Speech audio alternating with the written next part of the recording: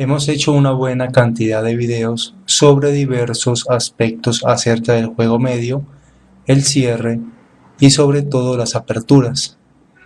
Sin embargo, recibo una gran cantidad de solicitudes en donde me piden que haga DVDs en los cuales les enseña a las personas cómo pueden aprender a estudiar y cómo pueden mejorar de manera gradual su nivel de juego en el ajedrez. Bueno, obviamente no es suficiente con hacer buenas aperturas. Tampoco basta con aprender algunas combinaciones, tácticas o cierres de juego.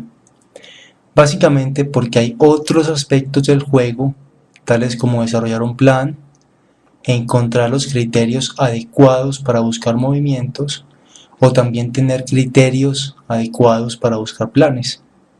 Y para esto tenemos una escuela especial. Esta es una escuela especial que te enseña cómo encontrar las partes más importantes del juego. Y solo existe realmente una manera correcta de hacerlo. Esta fue la manera en cómo yo aprendí, porque de una u otra forma fui afortunado al haberme criado en Rusia, el cual es, desde mi punto de vista, el mejor país para aprender y jugar ajedrez. Bueno, no sé si hay otro país mejor que Rusia, pero definitivamente tiene que estar entre las mejores naciones en donde uno puede aprender y jugar ajedrez. Así pues, solo existe una manera correcta en la cual una persona puede aprender a jugar ajedrez. Cuando vine a los Estados Unidos, me di cuenta de que muchas personas, incluso grandes jugadores, fueron autodidactas en el juego del ajedrez, es decir, aprendieron por sí mismas. Y cuando eres un autodidacta, obviamente no vas a poder conseguir los mejores resultados. Por el contrario, lo que pasa con un buen jugador de ajedrez es que mejora de manera progresiva. Mejora porque es capaz de darse cuenta de cuáles son sus puntos débiles en su juego. También es capaz de identificar lo que hace falta en su juego, es decir, los aspectos básicos los cuales se supone que ya están almacenados en su banco de habilidades de ajedrez desde el primer momento en que empezó a estudiar el juego. Entonces, cuando estudias de esta manera, progresas mucho más rápido. Y con el paso del tiempo, a medida que practicas más y juegas más ajedrez, te convertirás en un mejor jugador. Así pues, ¿qué es lo que te enseña la escuela rusa de ajedrez? Básicamente te dice que debes planear una estrategia en la cual mueves rápido las fichas y puedes hacer un enroque en poco tiempo. Ahora bien, si te fijas con especial detalle, podrás darte cuenta que prácticamente todas las escuelas de ajedrez te dicen lo mismo, te enseñan lo mismo. De hecho, se han dado casos en los cuales las personas autodidactas que aprenden por sí mismas llegan a la misma conclusión. Pero aún hay más aspectos de gran importancia. A medida que mueves una pieza o una ficha en el tablero, tienes que hacerlo hacia una posición adecuada. Al coordinarlas de una manera correcta, las piezas tienen que quedar en una posición muy activa. Pero no es suficiente con que las piezas o las fichas estén activas, porque si por ejemplo tienes una que está sola o está aislada y se ve activa, esta ficha por sí sola no hace gran cosa. Para que realmente cumpla su objetivo, todas las fichas tienen que estar bien coordinadas. Por ejemplo, veamos el movimiento de piezas que estoy haciendo en la pantalla. Si te fijas detenidamente, solo estoy haciendo movimiento de fichas al azar. Juegan las blancas, ahora juegan las negras, las blancas hacen enroque, las negras hacen enroque también. Muy bien, ya he terminado de mover las fichas. Como seguramente has notado, las blancas se han movido mucho mejor. Ahora, ¿cuántos elementos tenemos en esta situación para evaluar la posición de dominio de las blancas? Bueno, hay muchos elementos. En primer lugar, las blancas tienen lo que expliqué con mayor detalle en mis DVDs anteriores: ventaja de espacio. Ventaja en espacio significa que las blancas tienen control sobre 4 filas y media como puedes ver en la imagen. Fíjate que las blancas tienen en el centro toda esta fila, es decir, la cuarta fila. Y además tienen un control sobre la mitad de la quinta fila. Observa, en este punto tienen la mitad de la quinta fila. Entonces las fichas blancas están en mejor posición. Por ejemplo, el alfil blanco que se mueve por las casillas negras está abierto para ser movido hacia una posición más activa, mientras que el alfil negro que se mueve por las casillas negras no lo está. El alfil blanco que se mueve por las casillas blancas también puede emplearse durante el juego muy bien. Por otra parte, si nos fijamos ahora mismo en el alfil negro que se mueve por las casillas blancas, notarás que no tiene una buena casilla a la cual se pueda mover. Por ejemplo, la casilla D7 no es una muy buena, la casilla E6 no está disponible, la casilla F5 tampoco está disponible y la casilla G4 resulta muy temporal, porque solo sirve para un movimiento después de F3, en donde el alfil negro tendría que moverse hacia una posición no muy activa dentro del tablero. Así pues, los jugadores hicieron lo correcto. Los dos movieron las fichas, pero los movimientos de uno de ellos fueron mucho más exitosos que los del otro. Muy bien, ya hemos determinado cuál de los dos jugadores hizo mejores movimientos y por qué. Ahora, lo anterior dista mucho de ser suficiente. ¿Qué haremos a continuación? ¿Y qué se supone que hagan las fichas blancas? Bueno, es algo fácil de deducir realmente. Cuando tienes lo que se conoce en el mundo del ajedrez ventaja de espacio, lo que debes tratar de hacer es avanzar de forma gradual y hacer que esta ventaja de espacio que ya has ganado en el tablero aumente. En el caso de las fichas negras, vale la pena preguntarse qué se supone que van a hacer. Bueno, se supone que las fichas negras van a tratar de neutralizar la ventaja de espacio que ya han conseguido las fichas blancas. Ahora hagamos planes para ambos jugadores. A continuación voy a detallar los planes. Voy a decirte qué se supone que harán las blancas y además voy a especificarte los detalles en concreto. Luego tendrás un plan 100% adecuado, aunque podrás elegir muchas maneras alternativas para llevarlo a cabo. Si le dieras esta disposición de las fichas a un jugador con un nivel alto, bueno, a un grupo o a diferentes jugadores con nivel alto, tal vez cada uno de ellos jugaría de una manera diferente partiendo de esta disposición, pero todos seguirían el mismo plan de juego que voy a explicarte a continuación. Empecemos con lo que tienen que hacer las fichas blancas. Obviamente no puedes pensar en ganar ventaja de espacio antes de realizar la regla número 1 del ajedrez, la cual todos conocen y que si tú no tienes idea de cuál es, se supone que no deberías estar viendo este video. Se supone que debes concluir de mover tus fichas estratégicamente. Por ejemplo, la torre blanca no se ha movido, el alfil blanco tampoco se ha movido, la otra torre no está en buena posición y la reina tampoco se ha movido correctamente. Ahora bien, lo tercero que debemos hacer es concluir nuestros movimientos estratégicos iniciales y llevar todas las fichas o piezas al juego, a una posición activa. Y una vez más, pensemos en un jugador de nivel alto, la manera en que ese jugador de alto nivel pensaría, lo que tendría que hacer. Si alguien piensa que moverse hacia las casillas F3 y G4 y tratar de expandirse por el lado del rey, esto sería un error terrible. Este es un plan malo, este es un plan equivocado. Pero una vez que sabes cuál es el plan correcto, entonces existen varias maneras de llevarlo a cabo, y ninguna de estas maneras que elijas sería equivocada. Pero tienes que usar tu criterio, tus objetivos, las metas dentro del juego. Ahora, creo que estaría bien mover el alfil hacia la casilla F4, luego mover la reina hacia la casilla D2, después mover la torre hacia la casilla D1 y la otra torre hacia la casilla E1. Lo anterior es una de las maneras correctas de mover las fichas y está dentro del plan del que te hablaba anteriormente. Bueno, por supuesto, esta manera de mover las fichas no es el único plan disponible o el único plan que se pueda ejecutar.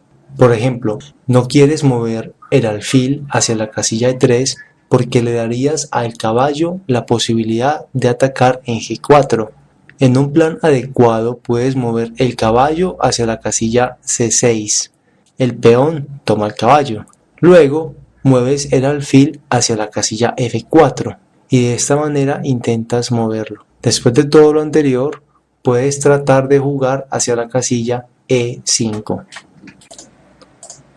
Debes saber que dentro de la escuela rusa de ajedrez existen muchos elementos diferentes. Uno de ellos es el que se conoce como la estructura de peones. Ahora, ¿cómo puedes integrar todas estas ideas diferentes en un solo juego? Es decir, en una misma manera de pensar. Bueno, sabemos que los peones dobles no son necesariamente siempre malos durante el juego. Por ejemplo, fijémonos por un momento en la siguiente posición. Esos peones no son tan malos para las fichas negras. Ahora, estos peones que estamos viendo, esos peones dobles, sí son muy malos para las negras porque se encuentran aislados. Ahora fijémonos en estos peones dobles que estamos viendo en la imagen. Son parte de una cadena de 3 peones.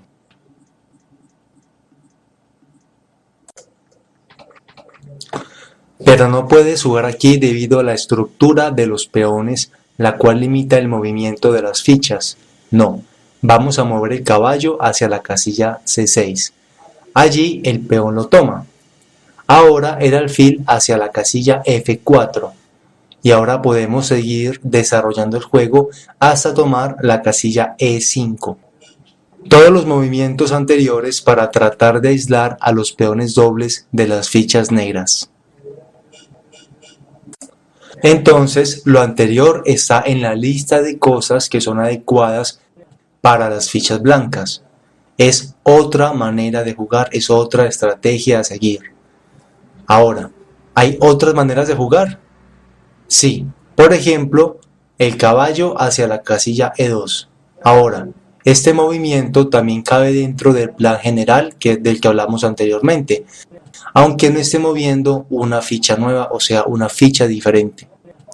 Ahora, ¿por qué? Si lo vemos desde el punto de vista de las negras, lo que las negras deberían hacer cuando tienen desventaja de espacio, se supone que deben intercambiar algunas fichas. Y esto es simplemente una regla general. Cuando tienes desventaja de espacio, es difícil para ti mover las fichas hacia una casilla buena, hacia una casilla que te permita una posición más activa. Básicamente porque tienes un número muy limitado de casillas hacia las cuales puedes jugar. Entonces debes intentar mover algunas fichas. Eso es exactamente lo que las fichas blancas hacen. Hacen lo opuesto a interferir con el plan de las negras. Hacen esto y luego van a seguir desarrollando su juego. Lo anterior también es correcto de hacer, es decir, es uno de los planes válidos. El caballo se mueve hacia la casilla E2 y el alfil hacia la casilla F4. O el caballo toma la casilla C6 y luego el alfil toma la casilla F4. Las anteriores son sucesiones lógicas, son jugadas lógicas. Pero puedo asegurarte que no hay manera de que alguien pueda encontrar una sucesión lógica sin tomar previamente posiciones de manera correcta. Así que, ¿qué es lo que tengo en el juego? ¿Cuál es mi ventaja y cuál es mi desventaja? Basadas en estas dos, elaboras un plan lógico.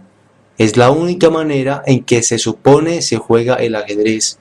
Es la única manera en que se supone se aprende a jugar el ajedrez y es la única manera en que se supone se enseña el ajedrez.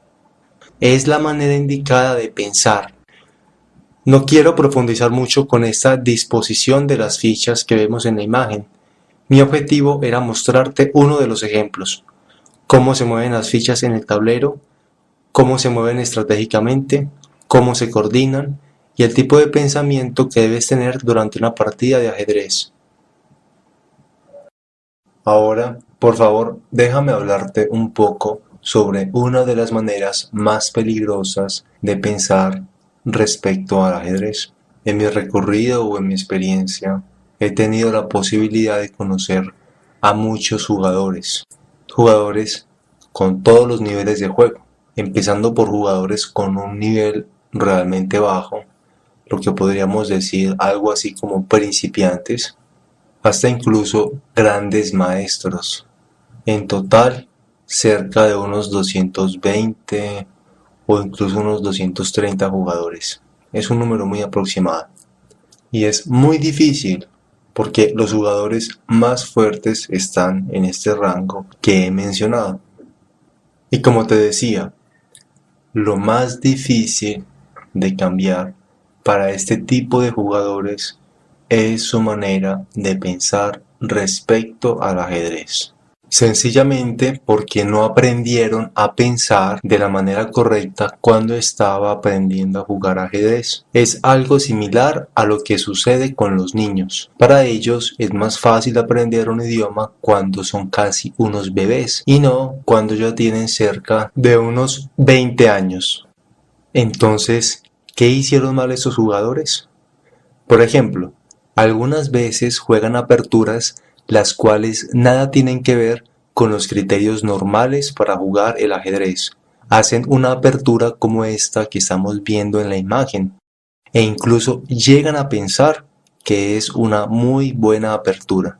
Entonces, mueven las fichas blancas y las fichas negras como vemos en la imagen y afirman que estas son aperturas muy buenas. Ahora, tengo noticias para este tipo de jugadores. Esta manera de jugar puede ser jugada por jugadores con un nivel muy alto, porque ya saben todo sobre estrategias en el ajedrez, pero cuando vas a aprender a jugar ajedrez, esta no es la manera en la que juegas. La razón es que adquieres ideas equivocadas sobre los objetivos del ajedrez, acerca de cómo debería jugarse y además sobre tu progreso.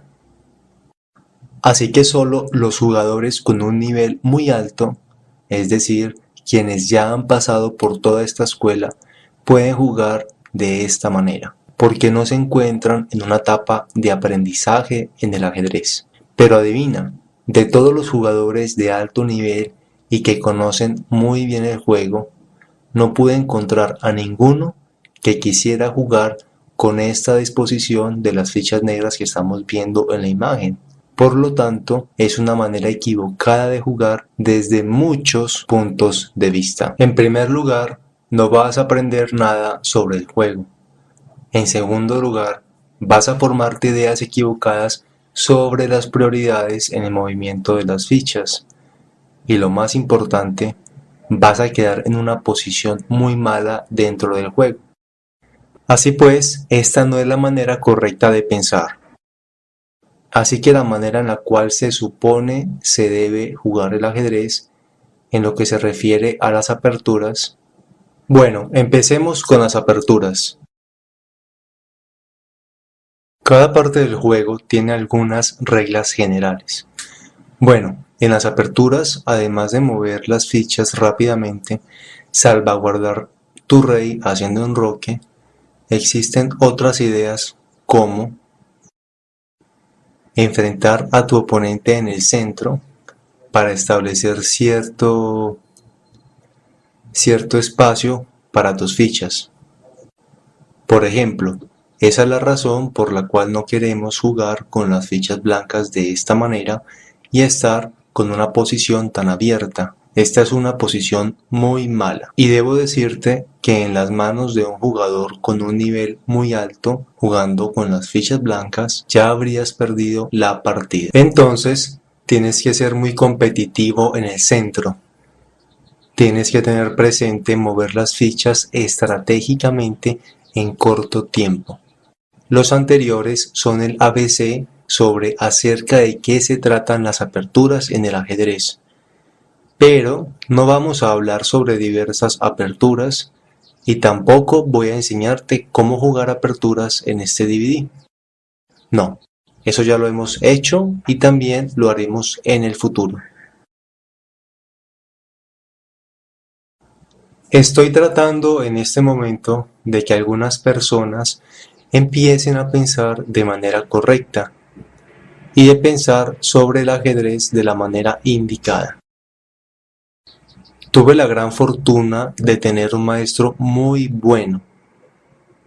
Cuando empecé a jugar ajedrez,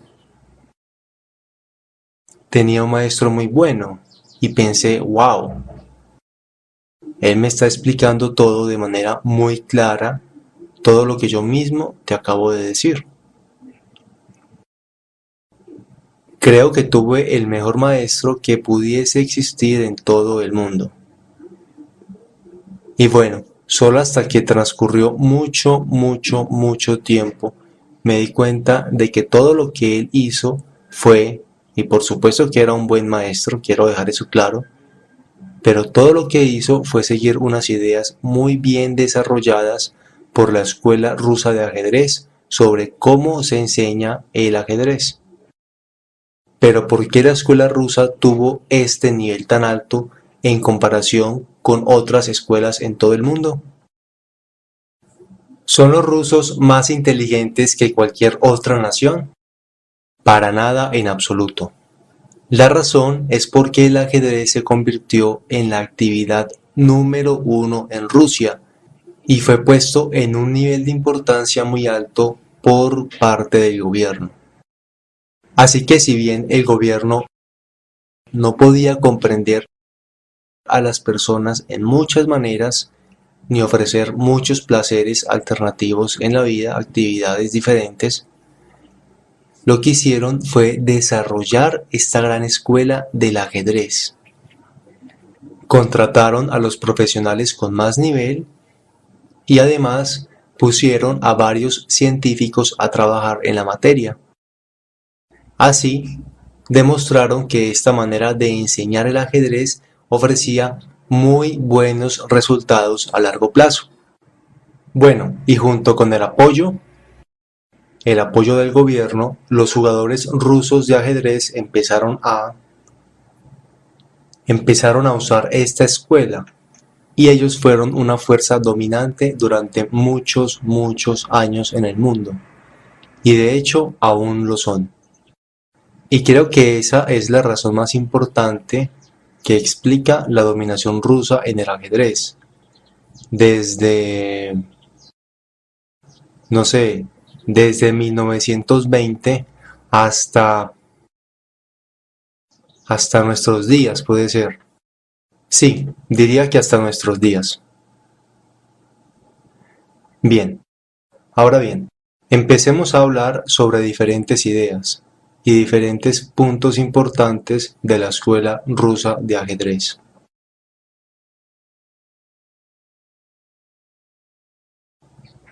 Entonces, en primer lugar, por supuesto, tienes que aprender desde el principio.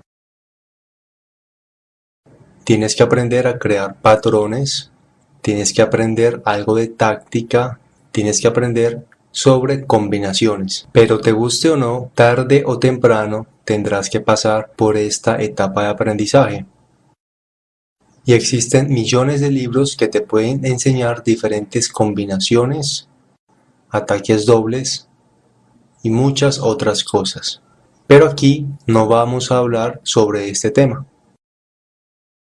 No voy a mostrarte diferentes tipos de combinaciones porque ya hablamos de eso. Tenemos algunos DVDs sobre tácticas. Pero una vez tengas, probablemente para el momento en que hayas visto estos DVDs, ya tengas algún entrenamiento en estrategia. Más adelante te hablaré sobre cómo, te daré ciertos consejos sobre cómo hacer cálculos. Pero por ahora, tengo que decirte que una vez hayas pasado por esto, por los patrones, por las combinaciones, tener tácticas, esto es lo primero que debes aprender.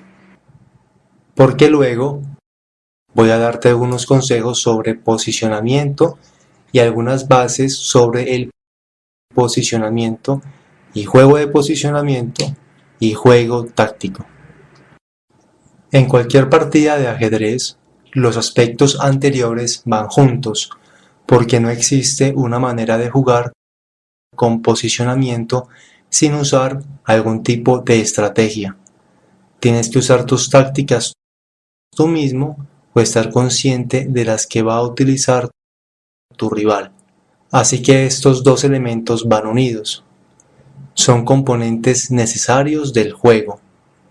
Entonces, vamos a hablar sobre estrategia un poco más adelante, pero por ahora aprendamos algunos componentes básicos del posicionamiento en el ajedrez. Bien, estos no tienen que aprenderse en cierto orden dado. No. Voy a enseñarte algunos aspectos elegidos al azar sobre el posicionamiento en el juego, que tú necesariamente debes conocer y tienes que incluirlos en tu arsenal de armas cuando juegas al ajedrez. Empecemos con una de las aperturas que siempre aconsejo jugar para las fichas blancas. Es una posición de juego con 2 caballos en defensa. Los peones toman las posiciones en las casillas D5 y E5.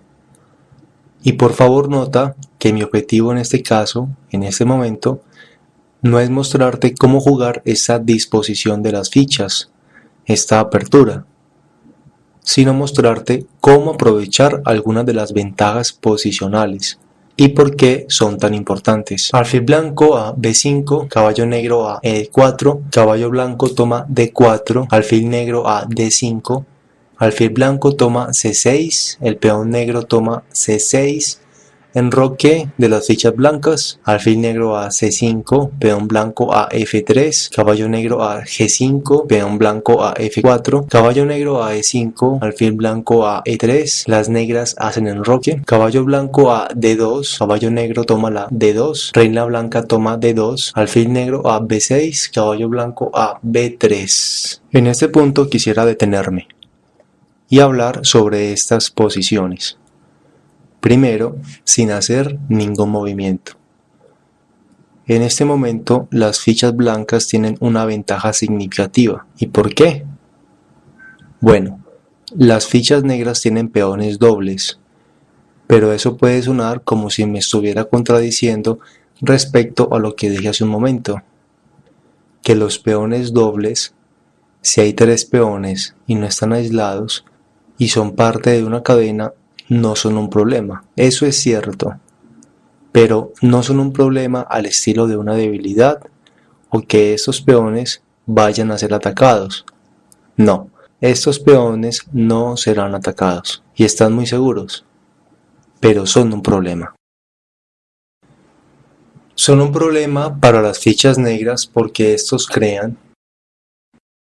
peones negros dobles, crean una casilla débil en la casilla C5, la cual las fichas blancas pueden ocupar fácilmente.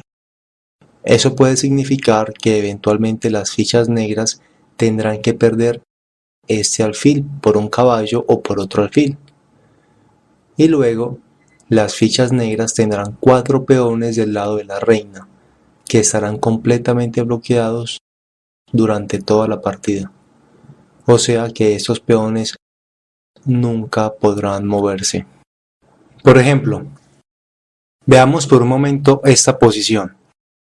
Estos peones, los peones negros del lado de la reina, nunca podrán moverse. El alfil blanco es completamente dominante en comparación con el alfil negro. Las fichas blancas controlan la gran mayoría de las casillas en el tablero. Esto sin mencionar las debilidades en la casilla A7. Incluso si las fichas negras mueven este peón. Este peón siempre será una debilidad porque está aislado, está solo. Necesita una ficha de mucho peso como una torre o la reina para poderse defender. Entonces, las fichas negras tendrían un buen alfil en la casilla F5. Pero vamos a comparar. Son alfiles de color opuesto. Y no cometas errores. Alfiles de colores opuestos, probablemente has escuchado la mayoría de las veces, termina con una partida en tablas. No. Alfiles de colores opuestos es una posición muy pero muy peligrosa durante el juego intermedio. Y aquí, aun cuando las fichas negras tienen un alfil relativamente bueno en la casilla F5, el alfil blanco es mejor. El alfil negro no tiene ningún plan para mejorar su posición y tampoco lo tendrá durante toda esta partida. Lo que las fichas blancas podrían hacer, tratarían sellar el lado de la reina. De hecho, ya está suficientemente asegurado. Torre a la casilla F2 y tratar de hacer un progreso lento. Peón blanco hacia la casilla H3, rey blanco hacia H2, torre blanca hacia G1. Todos estos movimientos son posibles debido a la dominación total del área central del tablero y su bloqueo total.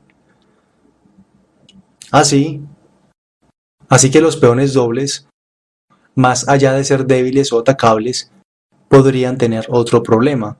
Los peones dobles pueden tener el problema de crear casillas débiles, crear una casilla que puede ser aprovechada por las fichas del rival. Y ese es exactamente el caso que tenemos aquí. Es una posición mala. Ahora, regresemos al estado original de esta posición. Bueno, teníamos algo como esto. Y supongamos que las fichas negras mueven su reina hacia la casilla D7. Ahora, necesitamos poner alguna ficha en C5, pero perderemos un caballo. No podemos hacer eso, entonces llevamos a otra ficha que nos puede ayudar. En general es lo que el plan es. Y la razón por la que quiero poner un caballo aquí es porque si las fichas blancas toman esta posición, es malo para el juego. Pero si las fichas negras deben tomar la ficha sobre la casilla C5, ¿qué preferimos tener en la casilla C5? ¿El caballo? Supongamos que las fichas están en esta posición. ¿Qué prefieres perder? ¿Un caballo o un alfil? Por supuesto que preferimos tener un caballo, pero entonces, ¿por qué preferimos jugar aquí con el caballo y no con el alfil? Esto es muy interesante y con mucho gusto te lo voy a explicar. Debes mover el caballo aquí y no el alfil, porque si pones el alfil allí, en la casilla C5, las fichas negras no tendrán que tomar al alfil. Recuerda, el rey está en la casilla G1 y el alfil blanco está protegiéndolo del jaque. Las fichas negras pueden mover la reina hacia la casilla E6 o el peón A5 y tratar de ir hacia A4. Y necesitamos que la reina y el caballo se mantengan aquí para proteger al alfil en C5. Pero esto no es bueno porque nos obliga a usar muchas fichas para proteger la posición del alfil.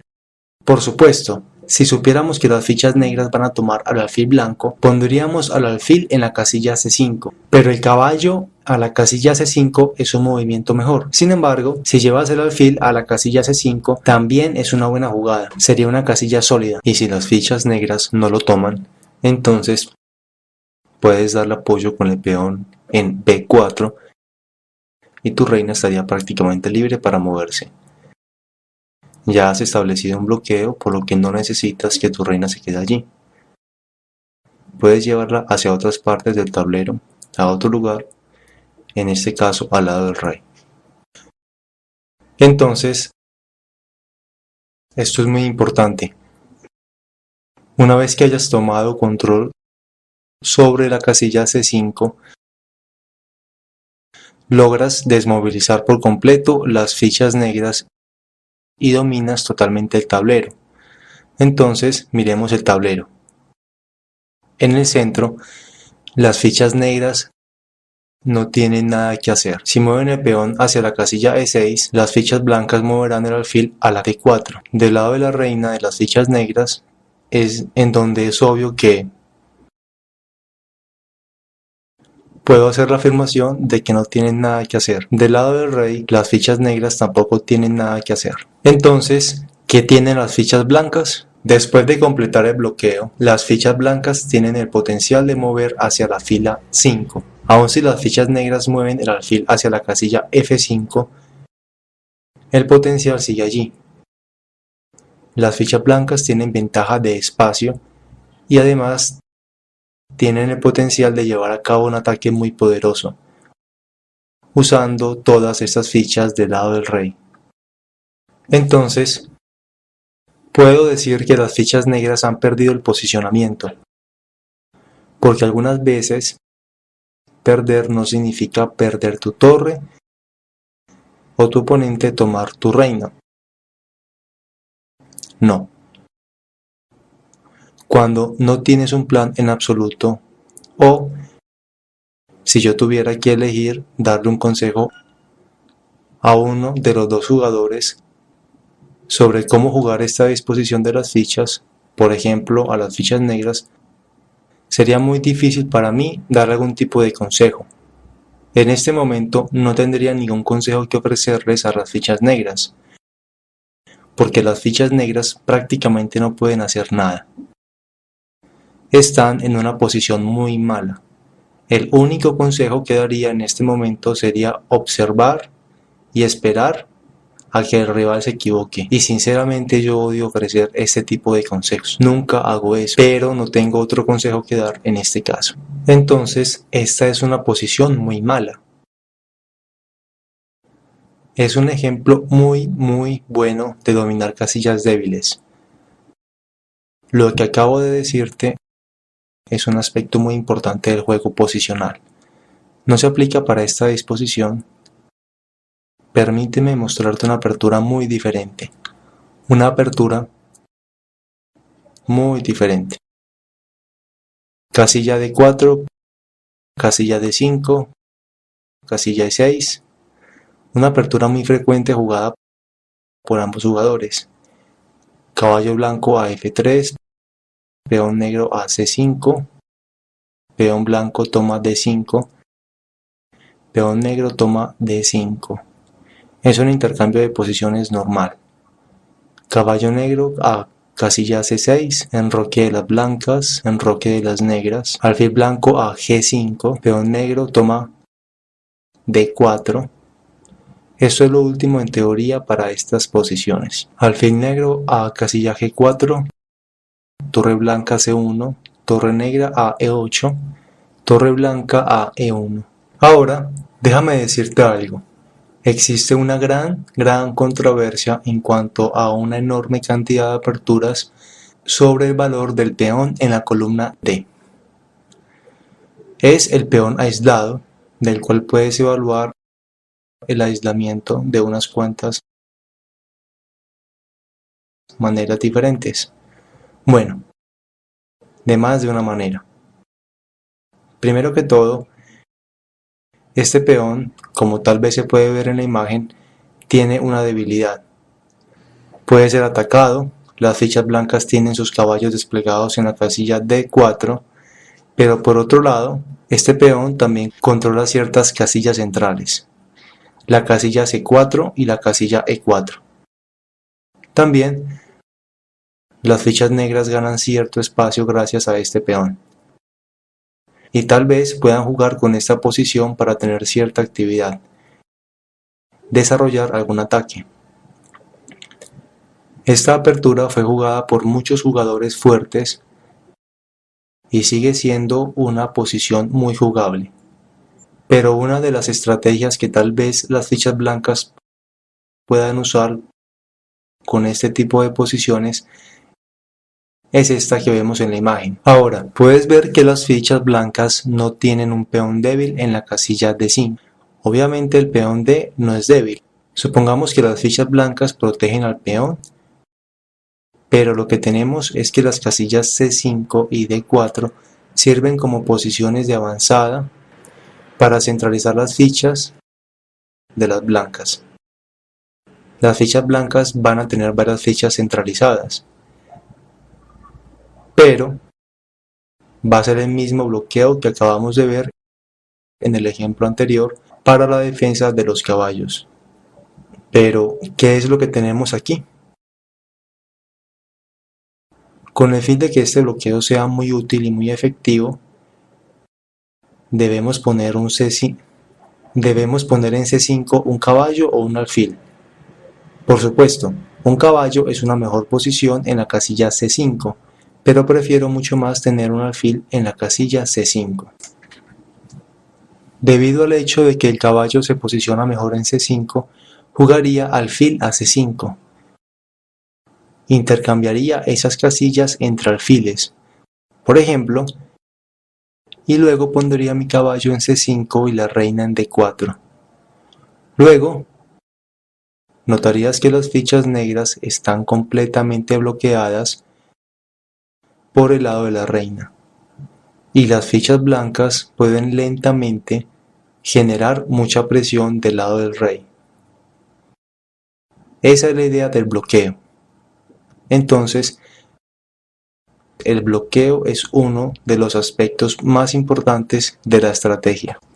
Entonces, una vez ganas esta posición, vas a tener todo tipo de soluciones tácticas en este punto. Puedes tener todo tipo de combinaciones después de mover a B5. Combinaciones con las torres en C5 pueden ser muy activas durante el juego.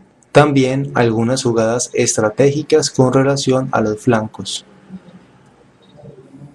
Se presentarán muchas tácticas más adelante, como sucedió en la jugada con los dos caballos que te mostré hace un momento. De hecho, voy a decirte esto. Uso esos tipos de posiciones de defensa con caballos de manera frecuente, y la mayoría de las veces, en un nivel más alto, mis rivales tendrán que rendirse, y a un nivel más bajo seguirán jugando, y eventualmente surgirá una táctica que definirá la partida. Entonces, este es un buen ejemplo de bloquear, y es muy importante conocerlo. Es importante no llegar a este punto si eres las fichas negras, es decir, al bloqueo por ese flanco.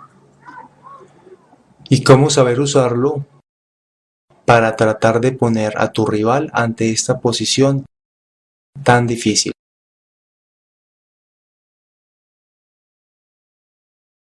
Muchas veces me dijeron varios jugadores que les gusta atacar, les gustan las posiciones de ataque, les gusta atacar siempre y no les importa cuál sea la posición que se vaya a atacar. Ese es un enfoque muy, pero muy equivocado para que los jugadores de ajedrez mejoren.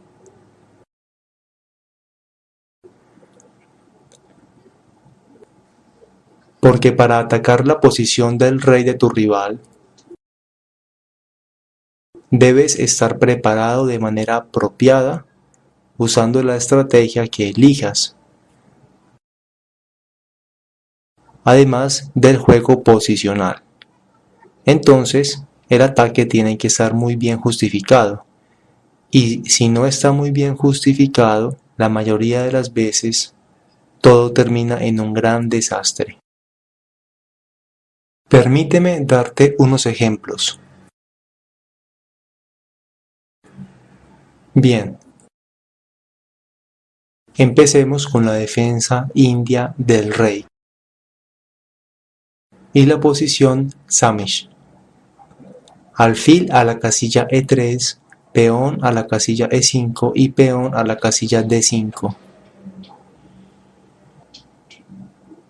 Ahora, tenemos un DVD que habla sobre el ataque Samish, y muchas veces vemos que las fichas negras tratan de jugar hacia F5. Por ejemplo, si las negras mueven el caballo hacia E8, reina a D2, peón hacia F5, las blancas hacen enroque y en caso del caballo negro D7, peón negro toma F5, peón blanco toma F5, peón blanco G4 y peón blanco H4.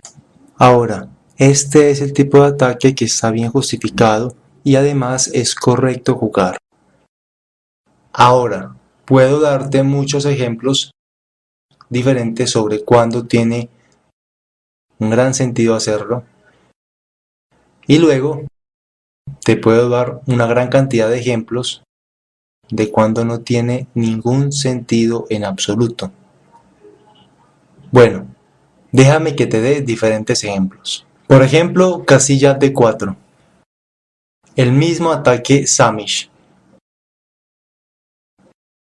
Caballo a C3, alfil a G7, peón E4, peón D6, peón F3.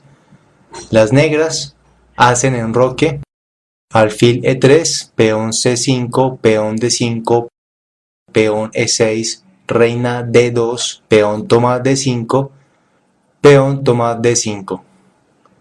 Y supón que las blancas juegan caballo D7. Ahora, si decidimos aquí que las fichas blancas tienen la opción de jugar alfil a D3 y caballo E2 y hacer enroque a la derecha o hacer enroque a la izquierda, y luego peón a H4 y G4 y atacar por el lado del rey. Hacer enroque por el lado izquierdo y planear el ataque por el lado del rey es algo absolutamente equivocado de hacer con las fichas blancas para este caso, y debería dar lugar, si las fichas negras mueven correctamente, a un desastre total, porque sabemos, como regla general, cuando los rivales hacen enroque en lados diferentes del tablero, o sea, del lado del rey y del lado de la reina, ambos lados deben intentar el ataque más rápido posible.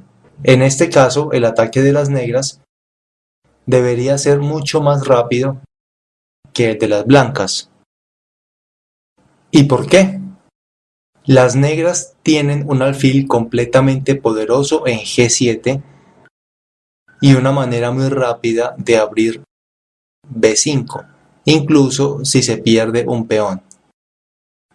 Y en esta posición las negras podrían mover peón a A6, y si las blancas mueven peón H4 y tratan de mover hacia G5, las negras moverán peón a B5 y las negras estarán abriendo B5 en el siguiente movimiento. Ahora, después de G4, tratando de ir a H5, el peón negro toma C4, y si las blancas mueven H5, entonces la torre negra a B8. Las blancas están en peligro. Hay un ataque en la vertical B, en la diagonal oscura, y las blancas están en peligro. De hecho, puedo señalarte que algún movimiento como alfil blanco a H6, las negras pudieron jugar, en lugar de torre B8, mover torre E8. De hecho, podrían mover torre E8 en un momento anterior para contrarrestar alfil H6 con alfil G7. Y esto podría conservar su dominio total del alfil en H6, lo cual es muy peligroso en el ataque por el lado de la reina. Sin embargo, lo he hecho y he visto a muchos jugadores buenos. Torre B8 y alfil H6. Incluso ahora puedes mover alfil H6. Este alfil en H8 es muy importante para el ataque futuro de las negras por el lado de la reina. Y para su defensa del lado del rey, la torre puede ser sacrificada frente a ese alfil, y las negras retomar la casilla con la reina. Luego caballo E5, y el ataque por la columna B, coordinado con el alfil en H8, puede ser muy pero muy peligroso. Y sobre las blancas, no creo que después de los movimientos en F y en G tengan algún ataque en absoluto. Y las fichas blancas tienen una muy buena posición aquí. Ahora, yo jugaba frecuentemente una variación particular de la apertura Gambito de la Reina. Y antes de jugarla, vi muchas partidas jugadas por jugadores muy fuertes y no podía entender por qué algunos de ellos hacían enroque en esta posición. ¿Por qué algunos de ellos hacían enroque del lado del rey y otros hacían enroque del lado de la reina? Esta es la posición, muy bien conocida. Posición. En esta posición, las negras deben mover torre a E8 y esa sería una manera completamente normal de jugar. Ahora, he visto que en este tipo de juego las blancas hacen enroque largo y otras veces hacen enroque corto. Y las dos jugadas son hechas por jugadores muy fuertes. Y luego me di cuenta cuál es el secreto en este caso. En esta posición, si las negras juegan torre a E8, entonces las blancas querrán hacer enroque corto. La razón para esto, ¿por qué no hacemos el enroque largo? No hacemos enroque largo porque eventualmente, cuando las fichas negras simplifiquen su posición de esta manera, o sencillamente las negras se muevan con un ataque por el lado de la reina, las fichas blancas deben hacer un ataque por el lado del rey. Y es una posición poco clara, no ayuda mucho a las fichas blancas. Ahora, el punto que estoy tratando de destacar en esta posición, frecuentemente las negras juegan peón a H6, pero tal vez lo hagan 5 o 6 movimientos antes. Y ahora torre a E8. Ahora tenemos esta posición. En este punto es ideal que las fichas blancas hagan enroque largo, porque después de A5, las blancas mueven torre G1 y peón a G4 y luego a G5. Si notas, el peón en H6 es muy vulnerable, lo cual ayudará a que las blancas muevan por el lado del rey. Entonces, cuando haces enroque por el lado opuesto y decides moverte por el lado opuesto del ataque, esto no depende de tu estado de ánimo en ese momento, no depende de lo que hayas comido hoy, debería depender del tipo de posición. Si la posición te dice que es justificable objetivamente, tu ataque va a ser más rápido y más exitoso. Debes hacerlo. De lo contrario, no es lo indicado. Algunas personas juegan de cualquier manera y tal vez puedan tener éxito, pero el crédito se lo lleva tu rival. Él no jugó correctamente. Entonces, debe haber algún criterio, justificación, alguna evaluación para tu ataque. El ataque en este punto debe ser hecho muy bien calculado. Y al ser bien calculado, debes saber que tienes más probabilidades de ganar. Incluso si algunas veces pierdes, pero ese es el aspecto a mejorar. Así que aquí mover hacia H6 puede marcar una gran diferencia, porque después de G4 y G5 la posición estará abierta muy rápidamente. Bueno, permíteme darte otro ejemplo. Otro ejemplo muy bueno con una defensa francesa. Entonces, una vez que las observas y aprendes los patrones y Y una vez que aprendes muy bien la manera en que atacas y por qué tu ataque debe hacerse en el momento indicado, debes saberlo. Aquí está la defensa francesa. Caballo blanco toma E4, caballo negro toma D7, caballo F3, caballo F6, alfil G5, peón H6, alfil F6, caballo toma F6, alfil D3. Bueno, permíteme que te dé un pequeño ejemplo aquí. Esta es una posición muy buena para que las blancas hagan enroque largo, porque ya se ha jugado sobre H6 y cuando mueves hacia H4 y G4. Incluso algunas veces mover hacia G4 de inmediato, porque tomar el peón en G4 es muy peligroso. Entonces, el siguiente movimiento es G5, abrirá la posición de las negras rápidamente. Entonces, esta es tu oportunidad muy realista de tener un ataque fuerte. De hecho, existe una continuación teórica muy conocida para este caso. Es una teoría muy bien conocida. Después de E4, E6, D4, D5, caballo C3, peón toma E4, caballo toma E4, caballo negro a D7, caballo a F3 y ahora caballo F6, alfil G5. Frecuentemente se juega C5 en este punto. C5, y si las blancas mueven el alfil a D3, tal vez peón toma D4. Voy a mostrarte un ejemplo muy interesante. Peón a H6, alfil a H4, alfil E7, alfil toma F6, caballo toma F6.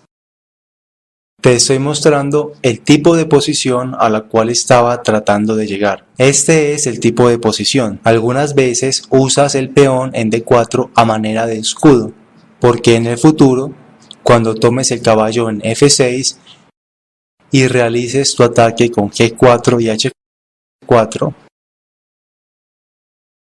es mejor para ti si las negras tienen este peón en D4 que si no lo tuvieran, porque el peón en D4 puede bloquear el alfil negro y proteger a tu rey.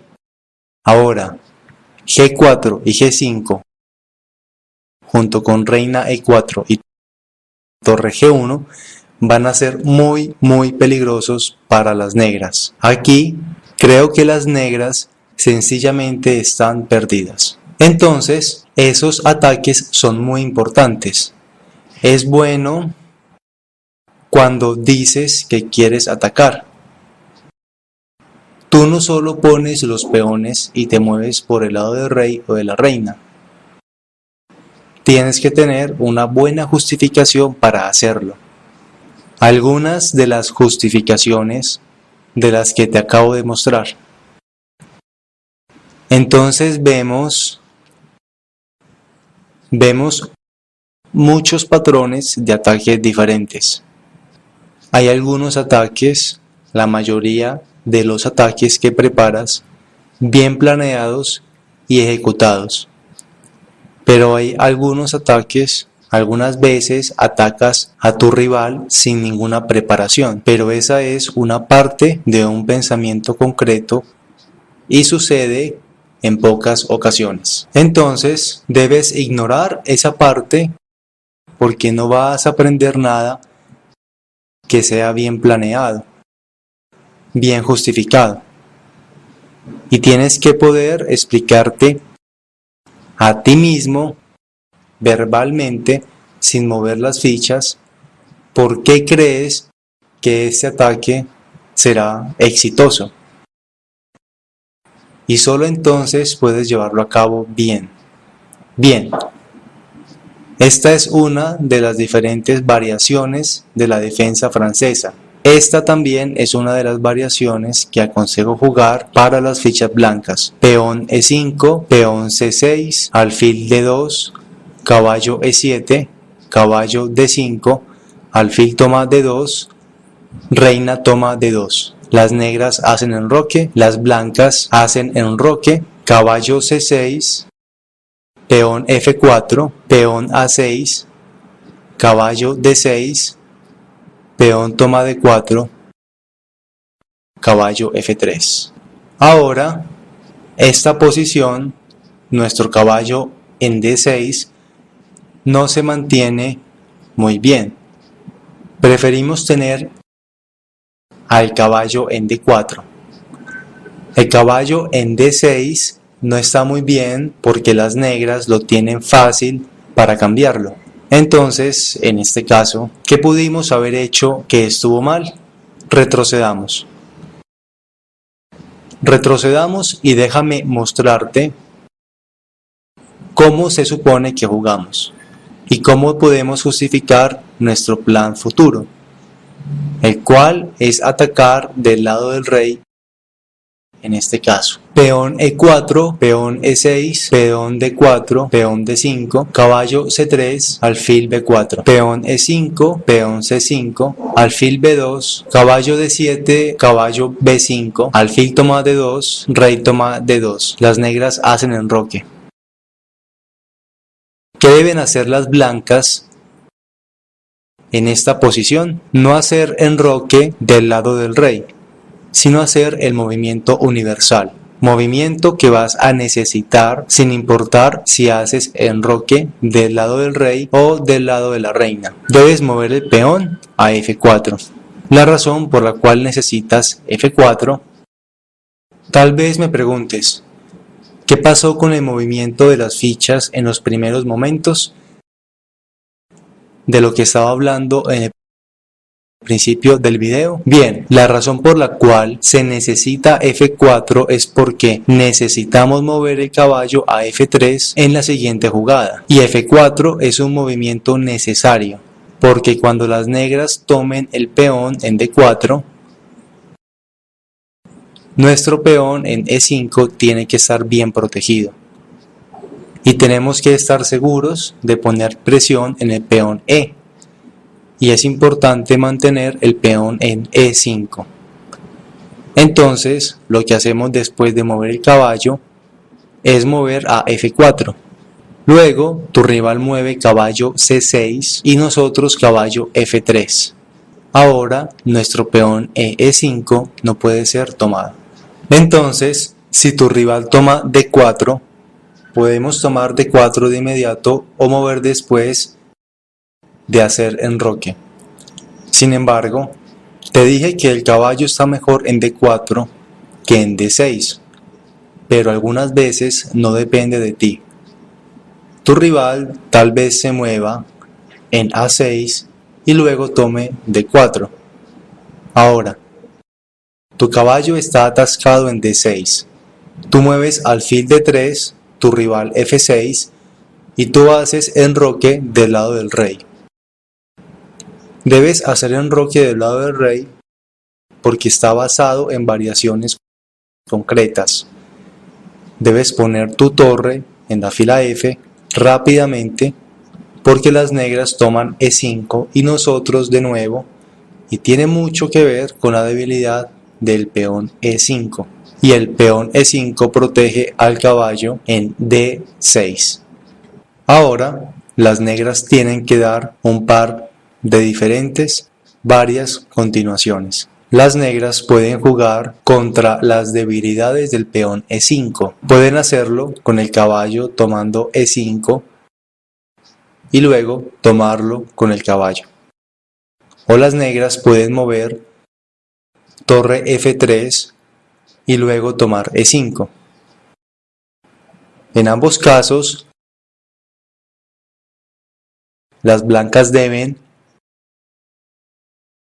jugar un ataque muy fuerte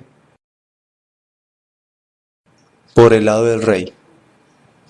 Eso es lo que las blancas deben hacer, porque las blancas claramente están haciendo movimientos defensivos.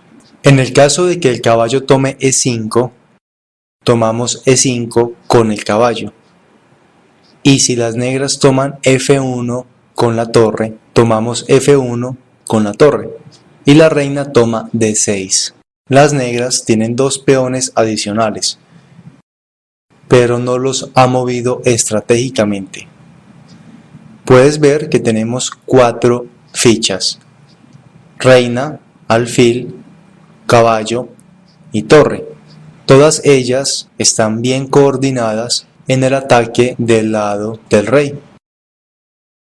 Las negras están perdiendo por fuerza. Luego de reina F4, las negras están perdidas. La reina amenaza con un jaque en F7. Se debe mover el caballo a F5. Y ahora peón G8, caballo H6, reina G5. Es muy difícil calcular todo el proceso, pero tienes que creer. Esto es lo que la escuela rusa de ajedrez está enseñando. Enseña que cuando tienes tan buena coordinación entre las fichas contra el rey y hay muy poca defensa, el ataque debe ser exitoso. Ahora, existen 2 casos. Si tu ataque no es exitoso, puede ser por 2 razones por las cuales no lo fue en este tipo de posiciones. Entonces, basado en la lógica y basado en el estudio que nos enseña, tiene que ser muy exitoso. Tienes que ganar esta posición. Si no ganas, es por 2 razones. La primera razón, la razón más común, tú no hiciste los movimientos correctos. En algún momento perdiste la victoria segura. Y eso fue lo que te sucedió. Esa es el área que debes mejorar. Es allí en donde debes hacer ajustes y mejoras. Y la razón número 2. Es un caso muy raro y es la excepción. Excepción. Pero la excepción es algo tan improbable que incluso yo no la tomo en serio.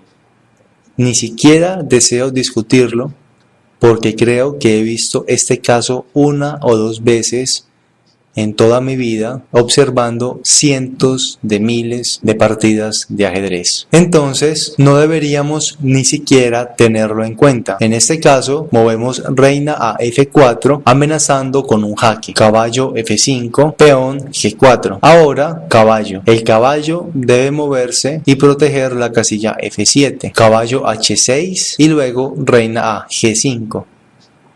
Las negras ya no tienen salvación. Torre a F6 y toma H6.